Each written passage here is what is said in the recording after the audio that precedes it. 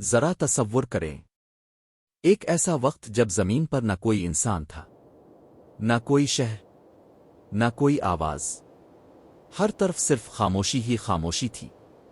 پھر اللہ تعالیٰ نے ایک عظیم مخلوق پیدا کرنے کا ارادہ فرمایا، ایسی مخلوق جو زمین پر اس کی نمائندہ بنے گی۔ یہ کہانی ہے حضرت آدم کی، جو پہلے انسان تھے، اور پوری انسانیت کی ابتدا انہی سے ہوئی۔ اللہ تعالیٰ نے فرشتوں سے فرمایا کہ وہ زمین پر ایک خلیفہ بنانے والا ہے۔ فرشتوں نے عرض کیا، کیا تو ایسی مخلوق پیدا کرے گا جو زمین میں فساد کرے گی اور خون بہائے گی؟ اللہ تعالیٰ نے فرمایا، میں وہ جانتا ہوں جو تم نہیں جانتے۔ پھر اللہ تعالیٰ نے حضرت آدم کو مٹی سے پیدا فرمایا اور ان میں اپنی طرف سے روح پھونک کی۔ یہ ایک عظیم اور بے مثال تخلیق تھی۔ اللہ تعالیٰ نے حضرت آدم کو تمام چیزوں کے نام سکھائے، پھر فرشتوں کے سامنے انہیں پیش کیا۔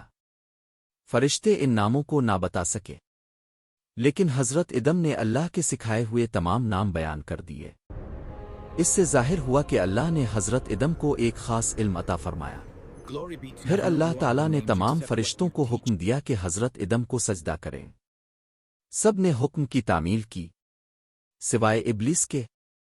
ابلیس نے انکار کیا اور تکبر سے کہا، میں اس سے بہتر ہوں، مجھے آگ سے پیدا کیا گیا ہے اور اسے مٹی سے۔ یہی تکبر اس کی ہلاکت کا سبب بنا، اور وہ اللہ کی رحمت سے دور کر دیا گیا۔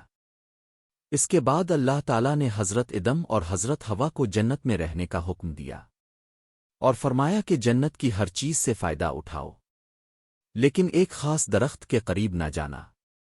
مگر ابلیس نے انہیں بہکایا اور وسوسے ڈالے۔ آخرکار حضرت آدم اور حضرت حوا سے ایک لغزش ہو گئی، اور انہوں نے اس درخت کا پھل چکھ لیا۔ جیسے ہی انہوں نے ایسا کیا، انہیں اپنی غلطی کا احساس ہوا، اور وہ فوراً شرمندہ ہو گئے۔ یہاں ایک بہت بڑا سبق ہے۔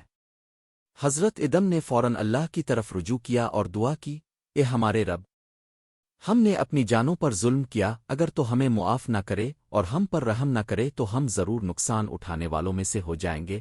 اللہ تعالیٰ نے ان کی توبہ قبول فرما لی۔ پھر اللہ تعالیٰ نے انہیں زمین پر بھیج دیا تاکہ انسانی زندگی کا آغاز ہو۔ یہ واقعہ ہمیں کیا سکھاتا ہے؟ یہ کہ انسان سے غلطی ہو سکتی ہے، لیکن بہترین انسان وہ ہے جو اپنی غلطی تسلیم کرے اور اللہ کی طرف رجوع کرے۔ تکبر انسان کو گرا دیتا ہے، جیسے ابلیس گرا، اور عاجزی اور توبہ انسان کو بلند کر دیتی ہے، جیسے حضرت آدم کو مقام ملا۔ یہ صرف ایک کہانی نہیں، بلکہ پوری انسانیت کے لیے ہدایت ہے کہ جب بھی ہم سے غلطی ہو، ہم فوراً اللہ کی طرف لوٹ آئیں، کیونکہ اللہ تعالیٰ بہت مہربان، نہایت رحم کرنے والا ہے۔